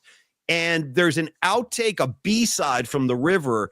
I think it might have been the B-side for A Hungry Heart, because that's what he would do. He would release a single, and then on the flip side, he would give you an unreleased track. He was always really cool about that. And the song, the flip side I want to go to from the River Sessions is called Roulette. Roulette. Yeah, rockin' tune, really up-tempo. I don't think he's played it since the Tunnel of Love tour, but it's a really dark Bruce song. Roulette with my kids and my life. Roulette playing with my wife. It's a very dark, crazy, intense Bruce song. So Bruce Springsteen, Roulette, and Bob Seger, Rambling, Gambling Man. Creative Tony, take it. Dude, fantastic. I only have one for this week, and I mentioned it yesterday, and I don't have it on vinyl, but I need it on vinyl because it was literally the first cassette tape I owned. I had a Fisher-Price cassette player, and Yeah. it only had the 5 buttons on it, and it was Yeah, brown. I remember those with a little handle, bro, with a little freaking handle. Yes, dude. I carried that thing everywhere, and it was battery operated. It Yeah. was not, and I'll never forget that, because whenever the batteries would wear down, the music would slow down and start to warble, Yeah.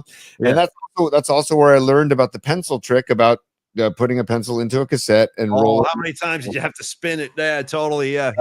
But the Who's album Face Dances was my first cassette I ever owned. That and the Cars Heartbeat City. I bought both of them at the record store that I still frequent, Vinyl Solution in San Mateo on 25th Avenue. Shout out Tommy Tunes.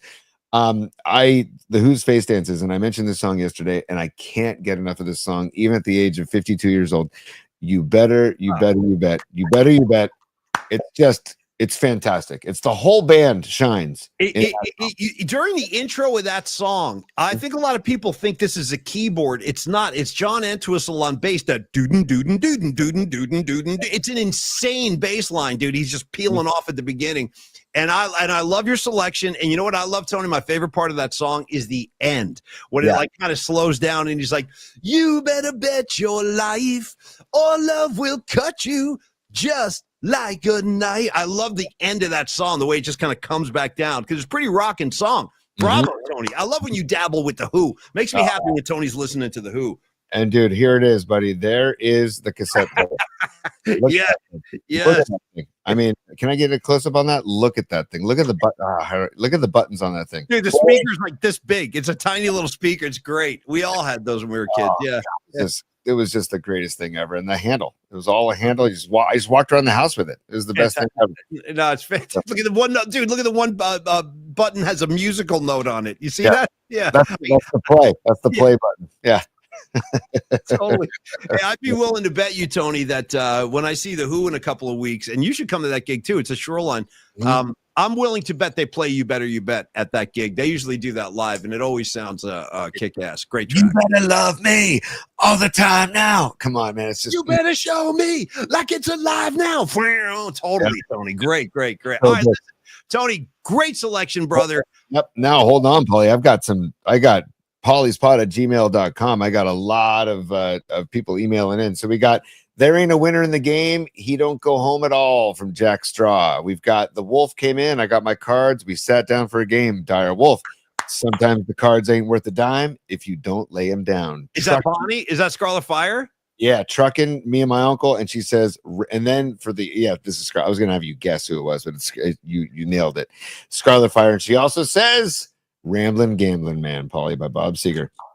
Okay. Then we also have Aaron Kask checking in. "Ramblin' Gamblin' Man" by Bob Seger. By the way, Paulie, again, if it gets songs that get multiple votes like this, I think we have to put on the playlist, right? So I'm shocked. I am shocked. I would never have guessed so many people would have want that Bob Seger song. That blows me. I'm like totally stunned by that, but I love it. Great taste, you guys. Nice. So far, Scarlet Fire, Aaron Kask, and now Patty from Napa. All three. "Ramblin' Gamblin' Man" by Bob Seger. I'm going to load it right now. And by the way, Bonnie, you'll like this. My screensaver is a Grateful Dead "Steal Your Face" from Hollywood Bowl. Anyway, I'm going to load these as we speak. Go ahead, T. Also, fun fact from Patty from Napa. She says Glenn Fry, a very young Glenn Fry, long before Smuggler's Blues, sings background on that track, "Ramblin' Gamblin' Man." Nice. Yeah. Very nice. Good job. I didn't know that. Thanks for telling me that. That's awesome. Nikki D checks in. He says he's been listening to Nebraska lately and in anticipation of the upcoming biopic. He says it's also my favorite Bruce album if I had to choose. And he says Atlantic City is his song. Yeah, dude. By the way, I cannot wait for that Nebraska box set. They just released the original version of the song "Born in the USA." I was talking to Tony about it before the show. Definitely, it's unbelievable. I think it's better than the version he actually released. He recorded it for Nebraska, Tony, but then he left it off the record. I mean, no, that song's no good. Keep that one off. So he didn't use it on Nebraska. It came out with its own album, and but he just released the Nebraska version. Check it out. It's going to stop you in your tracks, dude. It's really good. By the way, Greg Tree. Yes, I totally. Yes, Paulie. Yes, I'm very excited about that. And also, Greg Trela checks in, also known as Little Giant. By the way, if he ever checks in on the chat. Greg Trela checks in. He says he thought about going with the Gambler or the Devil Went Down to Georgia, but his pick is the House of the Rising Sun. Ooh. Animals. And he also says if you're going to wager on a team you hate, you've got to take them as an underdog. If they lose, it's great. If they win, you've made money. But wagering on them as an underdog gives you the opportunity for the best of both worlds, like what happened with the Cowboys last night. So there you go, Greg Trela, echoing my thoughts. Jerome checking in with the musical assignment. He says, I'll Bet You by the Jackson 5. It's the Yeah, he says it's the funkiest track they ever recorded as a Jackson 5, which makes sense because George Clinton co-wrote it, which I did not know. I did not. Shout out Dr. Funkenstein. You know what I mean? Yeah, and he says, have a great weekend. Go Niners. Thank you so much, Jerome. Much love, man. Steve Groschel, the person, he's our last winner for the Red Devil Records gift certificate, which we'll give away in a couple weeks, once a month. Musical assignment, Tumbling Dice. He goes by either the Rolling Stones or Linda Ronstadt. Hell yeah. And then he also said Luck Be a Lady by Frank Sinatra. Nice. That's a Brian Murphy special. Murph's a big Sinatra guy. And a great call on Tumbling Dice. One of my favorites. I have a great double record, Sinatra duets. Highly recommend it. Anybody check it out. Sinatra duets. He does all kinds of music with a bunch of different contemporary artists. Stevie B checking in. Warren Zevon's Lawyers, Guns, and Money. And he said, dude, honorable mention. He said Ramblin' Gambling Man by Bob Seger. So there you go. Can't believe I am blown away. I thought I was gonna surprise everybody with that one. I had no idea, but you got Stevie B. Well done. Well done. How about Noemi checking in from Martinez? She says, I got an old one for you. Stagger Lee by Lloyd Price, a song about a fight between two gamblers. Love it, Noemi. Thank you so much. And Ray Goodman, right after Noemi, also from Martinez. He goes, Ace of Spades, Motorhead. Wow. Wow. Dude, he says, Give It to Me by Rick James. I Betcha is the line in the song. He says, Shape of My Heart by Sting. And then he says, Tumbling Dice by the Rolling Stones. Phenomenal. Yeah. Marky Graves checking in. Dude, Still the Same by Bob Seger and Roll the Bones by Rush. And You Better You Bet by The Who. That boy, Marky Graves. You and I, same page, buddy. Thanks again for the Geezer Butler t-shirt, brother. Love it. And then we've got Don Peralta checking in. And he says, Casino Boogie by the Rolling Stones. God, you guys, well done, man. You guys are coming strong today. Casino Boogie Exile, man. Totally. Yeah. Real quick, Dom also says Luck Be a Lady by Sinatra, Deuces Are Wild, Aerosmith, and The Angel and the Gambler by Iron Maiden. God, wow, Dommy, nice, brother. Nice. I like how Dom sends a 4-pack every week. Not one, not two, 4. Here's 4. Yeah, I love it. And then finally, just to round it out, John Joseph, he says Thin Lizzy's Cold Sweat. Let's see. The band Angel Dust has a song called Gambler.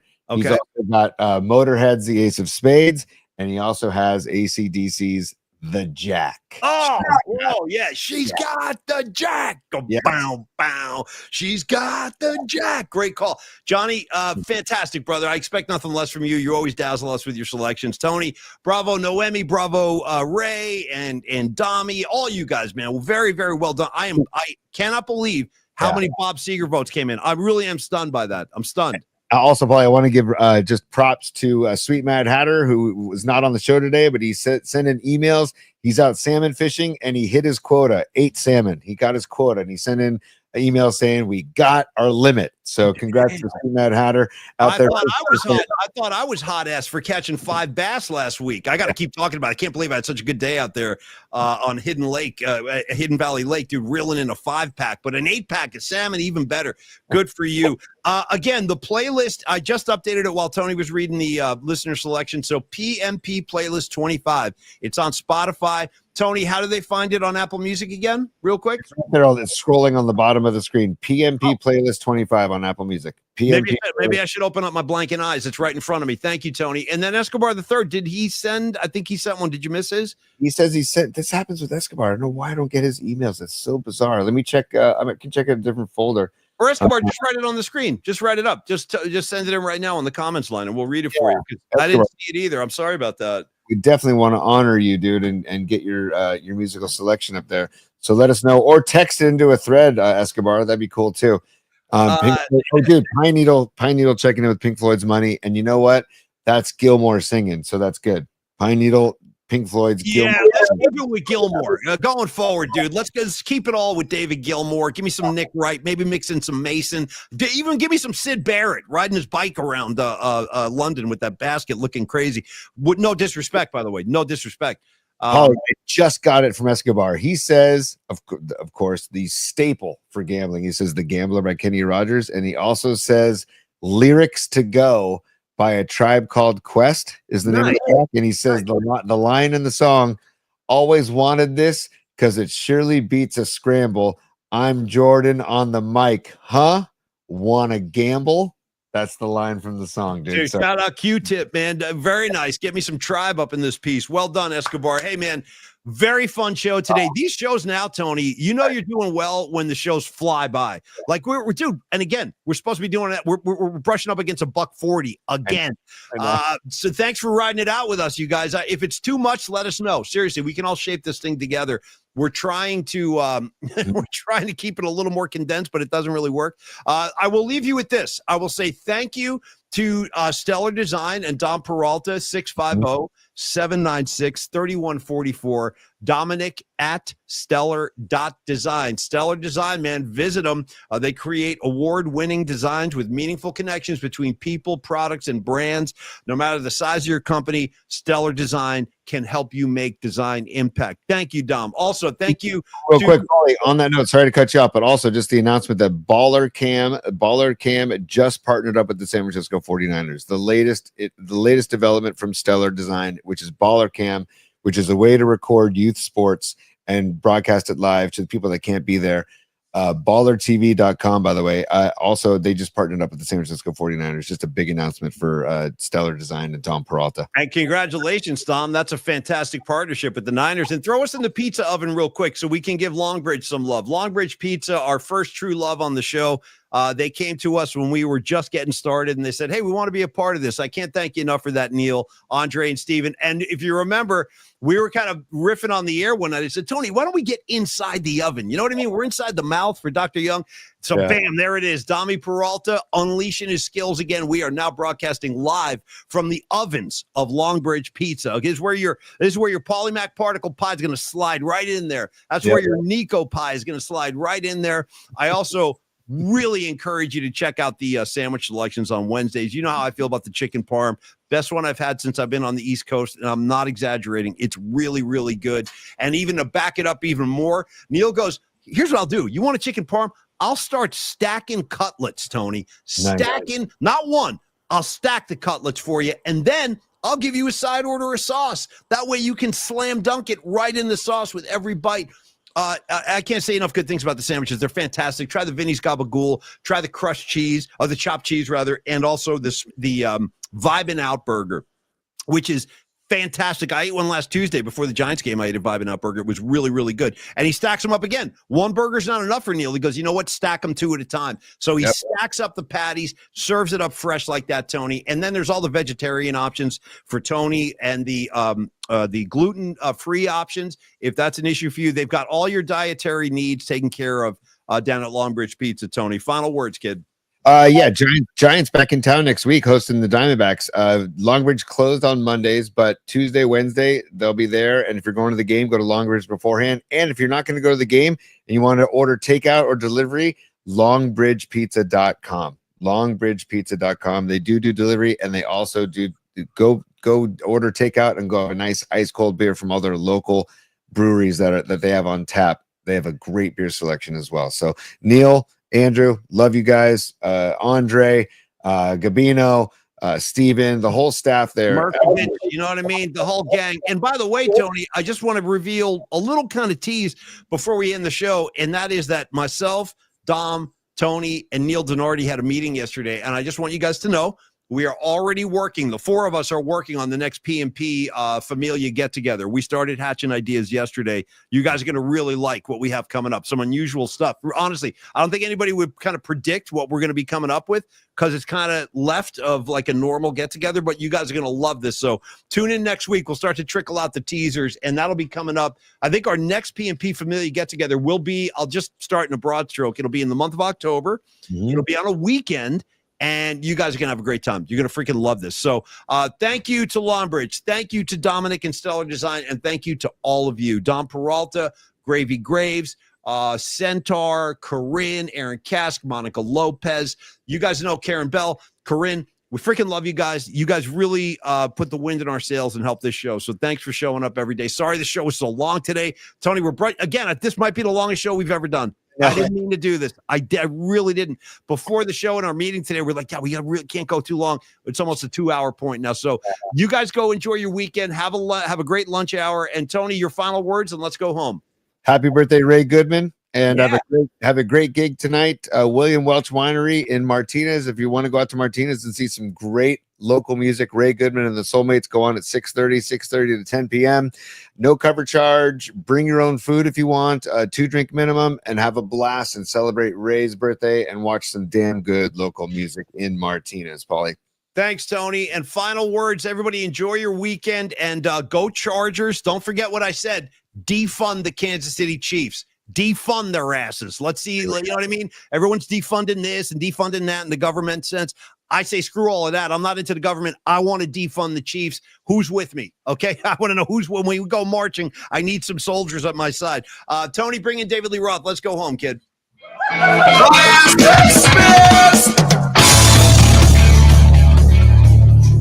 Dude, once again, Tony, smooth like silk, dude, when I give you one of these. Yeah. So you're crossfading your Ray off over there, and I love it. Tony's dad, you don't even know what Tony's up to. He's pulling levers, he's pressing buttons. One of the best, I said this for years, best producer KMBR ever had right here, Creative Tony. And he's freaking great on the mic, too. So, Tony, I love doing the show with you. Have a great weekend. Go Chargers. Enjoy college football. We return Monday morning at 11 a.m. We'll recap all of it. And I'm looking forward to that VIP video with the mouthpiece. Don't forget, send it out tonight, T. Throw in your mouthpiece, roll some footage, and send it to our friends. And include me. I want to see this thing. Mouthpiece it up, kid. Go Niners, go Giants, go Chargers. But if the Chiefs happen to win and cover, then I win some money as well. So we're all going to be happy. So have a great weekend, everybody. Peace, y'all. Cheers, Take y'all. care.